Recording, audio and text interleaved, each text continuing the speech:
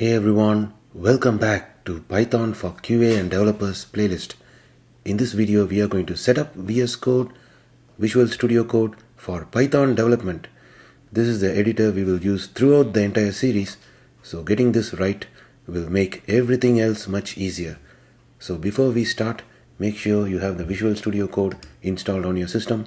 Simply Google search Visual Studio Code and you will get the first link, or you can download it directly from the URL code.visualstudio.com, and it supports Mac, Windows or Linux.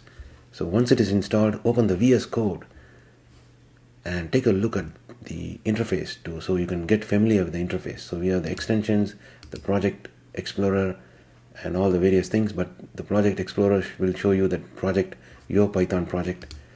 So you want to open your Python project by selecting the open folder, which is what I used.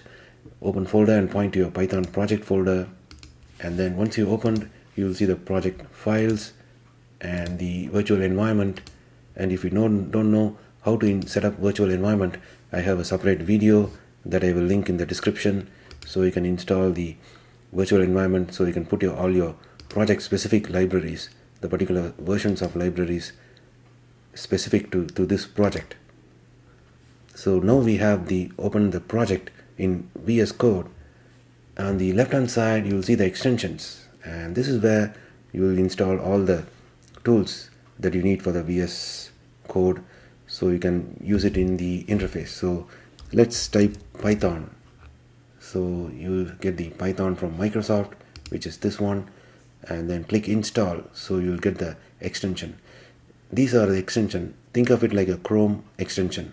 When you want to install a particular extension, you go to the Chrome Web Store or the App Store and install the extension. In the same way, for the Visual Studio Code, we have all the thousands of extensions. So what we need for Python is the Python extension. So when you open a Python file, it will show you, it can understand it, and it can work with it, and it can even highlight it like this. So all those things, we need the Python extension, the official Python from Microsoft. So install only the official Python from Microsoft. So you will see here the Microsoft.com. So we install. So once you installed it, so this is very useful. Why do we need it? This extension, like I said, it gives you the syntax highlighting, the IntelliSense, that means the autocomplete. So when you type any command, it's going to, so you can say the print command and it's going to autocomplete. So that is one of the thing. So autocomplete, the syntax highlighting, and of course when you want to do debugging and other testing support, it's going to be very helpful. So we have installed the Python extension. After installing the extension, please restart the VS Code if needed. Sometimes you need to restart. If you don't see anything working, try restarting the VS Code just by simply quitting the VS Code, or you might get an option here, check for restart to install updates. But anyway, you quit the VS Code and restart it. And the next, we need to select the correct interpreter for your project. So open a Python project, a Python file. For example, here I have the hello.py, and at the bottom you will see what is the interpreter, the Python interpreter this project is using. So if you click on it, or you can do the command Shift P or Windows Shift P in your Windows if you are using Windows, and you will see the command palette and simply type interpreter. So you will see the Python select interpreter, and for this virtual environment, this is using 3.14.2, and if you want to use a different Python version, you can select it as shown here. But for this project, I'm going to leave it the default virtual environment Python version, which is the interpreter version this project will use. So once you select that, you will see the name here at the bottom right corner of the VS Code, and this confirms that we are using the Python 3.14.2, which is the desired interpreter version we need. Now let's look at a simple Python script. Simply create an empty Python file and write a simple code like this, just to see if it works fine. And to make it even more visible, this code doesn't have any print statement, so let's use the simple hello from VS Code. So now we can right click on this editor and then say run Python in terminal. So there we go, it prints the hello from VS Code. So what it did was it used the Python from this virtual environment that belongs to this demo project, and then it ran this hello.py and we get the hello.vs code. So that's it. So make sure you save this file and then run this command. When you make any change, you need to save the file. So that's how you run any Python file. So that works fine. So you saw everything. Now let's talk about linting and formatting. What is linting? Linting helps catch mistakes and bad practices in your code. And what about formatting? Formatting keeps your code clean and consistent, and this becomes more important as your projects grow.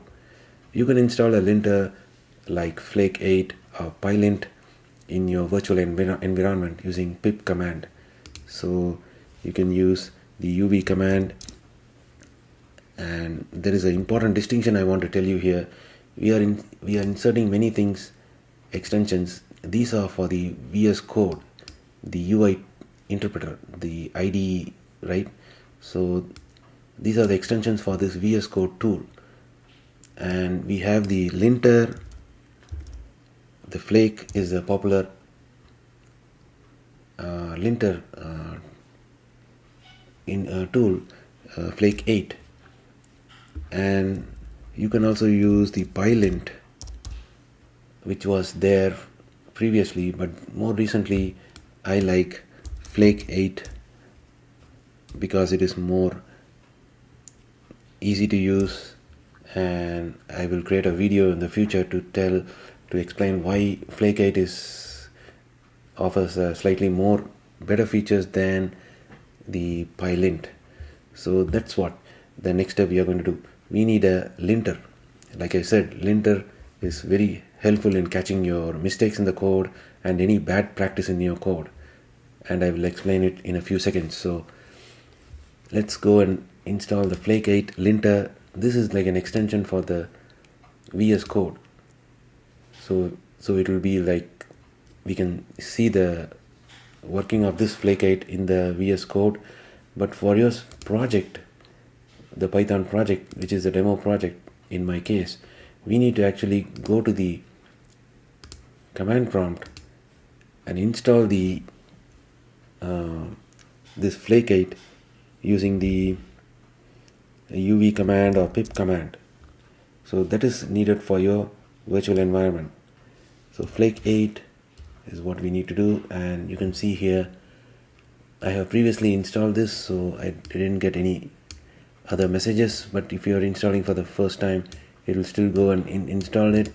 So you can see the Flake 7.3 is there, and in the same way we install the extensions. We installed this for VS Code, and then now we came here and installed the Python library Flake 8, the linting tool. So we have it here. So let's verify if we have installed the Flake 8 correctly. So you can type this command Flake 8 and then check the version, and you will see there it has been. So this confirms that we have this 7.3.0 installed here successfully. So let's go and install one more essential thing, and that is called the formatting tool called Black. Why we need formatting? Formatting keeps your code clean and consistent. So let's switch back to another example that I have. And formatting, you can see here we need to fix the formatting here, so we cannot go and do it. But Black, there is a tool called Black, and you can even see it here, and we are going to install that tool for formatting. Install a better one, for example here, the Black formatter from Microsoft. So install that one. So you can see there is no warning like we saw before. So you can see here there are already 6 million users installed this, and you can click the auto update enabled here, and there we go, we installed the black formatter. So this is for the IDE, the Visual Studio Code. But for our Python project, we need to go and install the library, the actual library. So the same command, the UV command or the pip command. And by the way, I have the video on why UV is more preferable and easy to use than the pip. So watch that video. So here we have the UV pip install and followed by the black, which is the name of the library. So there we go, it installed the latest black and the other dependent libraries that it needed to run this library. This library needs the other dependent library, so it had installed that. So now we can even check the same way what version it installed. So simply type the name black space version. If everything installed fine, you will see the version displayed here. Here it takes some time to display, and there you go, it shows the exact version 25.12.0, and yeah, it is already compiled, and it is using the Python interpreter 3.14.2. so we are good with that. So black is the proper choice for formatting, so we have installed it for our environment. And you can also enable this formatting on save. So whenever you save your Python file, so by default it's going to trigger this black tool that will check your formatting. So let's see how it's actually going to work. So here we have a Python example file, and you can see here there are some problems here, and when you hover your mouse, and there you see the local variable is assigned to but never used, and this message is coming from the Flake 8. So this is one of the, so Flake 8, like I said, it's going to check all the best practices, and there is a bad practice here. We have assigned a variable but it never used, so it makes our code follow all these best practices, and you can hover over and it easily detects anything. Introduce extra space, so you have a bad spacing, or even this is also a bad spacing, and you see another one is an unused import. So when you run the black tool command, you can simply say black and the name of your Python file, or if you want to do it for all files in your current directory, you can say black space dot. But here I want to show you in this file, so let's run it, and it says all done. So one file left unchanged. Usually this is the way you need to run this command, and you can see here there is a suggestion here, and if you simply click on it, there you go. This is one of the reasons why we install the the black extension.